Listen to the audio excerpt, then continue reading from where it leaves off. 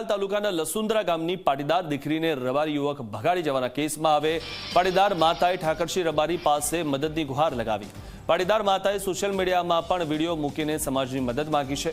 આ video viral થયા બાદ પાટીદાર સમાજ પણ સક્રિય થયો છે અને સરદાર પટેલ ગ્રુપ અને પાસના આગેવાનોએ લસુંદરા ગામમાં જઈને પીડિત પરિવારની મુલાકાત લેવાની જાહેરાત કરી છે।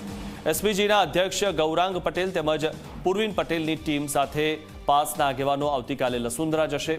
પાસના આગેવાન દિનેશ બાંભણિયાએ આ મુદ્દે પ્રતિક્રિયા આપતા જણાવ્યું કે તેઓ પાટીદાર દીકરીને પરત લાવવા માટેના તમામ પ્રયાસો કરશે।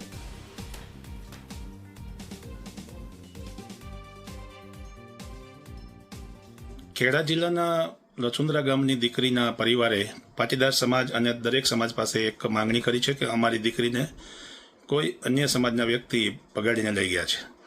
આ કેસ ઉપર એસપીજી ગ્રુપના શ્રી ગૌરાંગભાઈ પટેલ, પૂર્વિનભાઈ પટેલની ટીમ ઓલરેડી 2 દિવસથી કામ કરી રહી છે અને ખાસ કરીને આવતીકાલે સવારે 11 વાગે અમે લોકો સમગ્ર પાસ ટીમ અને એસપીજીના આગેવાનો સાથે અમે પરિવારને મળીશું અને દીકરીને પરત લાવવા માટેના તમામ પ્રયાસો કરવામાં આવશે।